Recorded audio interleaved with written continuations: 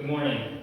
I'm humbled and honored to stand here today with all of you in this beautiful church at the foot of this remarkable mountain and speak on behalf of one of the most unique and powerful education institutions in the world. I am truly blessed. Well, class of 2021, 12 years ago, I sat where you sit today. Some guy, I don't remember who, sorry. I think it was a guy, gave a speech about something I don't remember. Hopefully you guys have had fewer concussions than me, and if not, it does take some pressure off. At any rate, the fact that you may not remember what I say doesn't mean you won't be impacted by it. As we say, just because you don't remember what you ate last week doesn't mean it didn't feed you. So let me tell you a story. On the morning of August 26, 2014, my dad, who's sitting right here with us today, and I were headed to Reed State Park in Georgetown, Maine to go surfing. We arrived at the beach to find perfect waves breaking not far off the beach. Everything that morning was calm and beautiful. We had early access to the park via night fishing passes, so we were the only ones there. Between the pristine conditions, no wind, golden hour light, and one-of-a-kind company, this would surely be a session for the books. Well, I wasn't wrong. A lot about that morning is foggy, but what I do remember is seeing my dad go down, as he does, on a mellow wave, and watching his board slingshot from his leash over his head. I thought, dang, I would not want to catch that in the back of the head. We both kept surfing, and I thought nothing of it. A while later, I looked to see where my dad was, and I noticed he was close to shore, face down in the water. At first, I assumed he must be looking for something. But when I watched the whitewash of a wave flow past his limp body, it signaled to me that something wasn't right. To this day, we still don't know for sure what happened. I immediately started paddling towards him as fast as I could, and I ditched my board to try and get to him faster, which only slowed me down more. I knew every second counted. I saw a woman who I hadn't seen until then running towards him from the shore. I knew at this point my life was about to change forever. The woman and I both arrived at my dad's lifeless body at the same time. We grabbed him and picked him up under the arms. My heart kept finding new depths to sink to as his unconscious head drooped as we picked him up. Up until this point, I'd spent every summer of my teenage and adult life at Chop Point Summer Camp, a small, evangelical Christian summer camp located just down the mighty Kennebec River from my house. My role at Chop Point changed throughout the years, but at the end, my job was managing the waterfront, which included training and certifying camp lifeguards. Knowing from my training that communicating to the patient is paramount, I started screaming at my dad as soon as we got him to shore. Dad, wake up. Dad, you have to wake up. Nothing. I tried to check for a pulse in his neck, and there wasn't even any muscle tension. This is what you call a defining moment. I started giving him rescue breaths and counting out compressions. At the time, we were teaching 30 compressions and 2 breaths. My old instructor, John McElrath, a character, and a former CVA Snowboard coach, used to say, air goes in and out, blood goes round and round. His no-nonsense approach was with me the entire time. I continued to perform CPR and shout at my dad. I'll spare you the details. I told the woman who was there that we needed to call 911 in order to get an AED on site, and she would need to perform CPR while I ran to the car to get my phone. I sprinted up the hill and made the call. Something like, we're at Todd's Point, Reed State Park. My dad has no pulse, no breathing. I'm doing CPR. For future reference, you should stay on the phone again. As I ran down, I prayed, God, you know I cannot do life without my dad. I know you're going to bring him back to life because you will know it, because you know what will happen if you don't. This wasn't a threat against the divine. It was an honest communication about how I felt in that moment, with the only force I knew that could help me. Spending my summers at Chop Point Camp taught me that faith isn't just hoping that good things will happen. It's moving as if they are going to happen, even if it seems otherwise. One of my favorite verses comes from the book of Hebrews chapter 11. Faith is confidence in what we hope for, and assurance about what we do not see. As I ran back down the beach towards my dad, I remember feeling exhaustion begin to set in.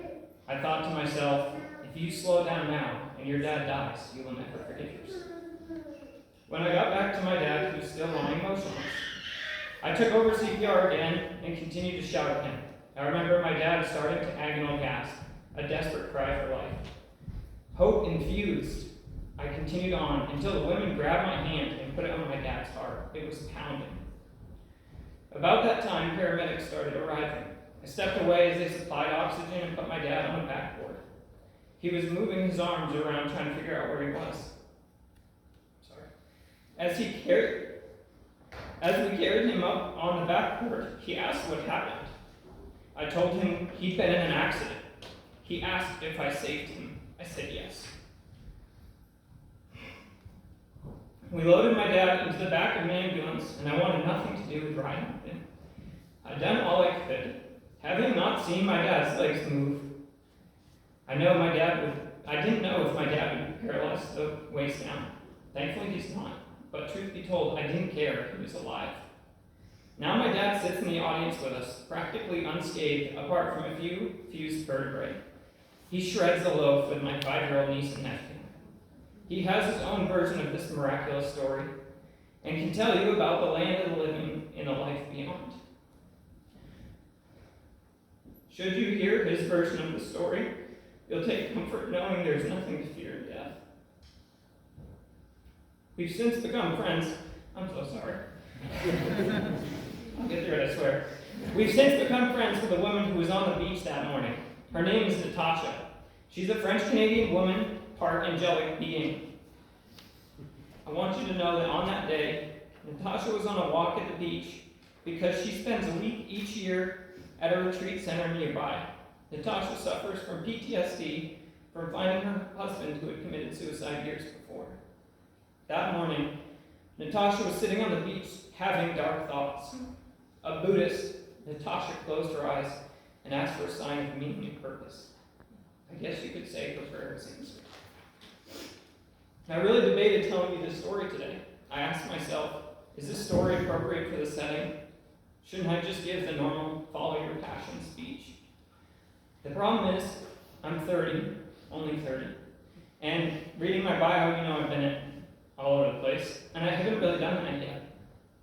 My only credibility is that I can tell you, and I know you all know it better than most, that life is short, sometimes tragically. This year we lost a remarkable man, Eli McDermott. I had the pleasure of being Eli's coach from age 12 to 14. You all know him better than most. A year your senior, he may have been someone you called a peer, looked up to, or maybe even rubbed you the wrong way. Doesn't matter. I know he made an impression on you. He was likely very important to you. Having lost a friend before, I know that is earth-shattering. It certainly was for me when I heard about Eli.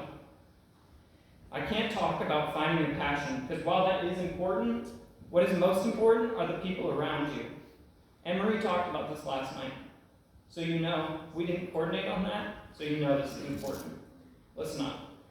My dad's accident and subsequent recovery taught me that time is a bullet. Life is precious, and the people you do life with are far more important than the things you do.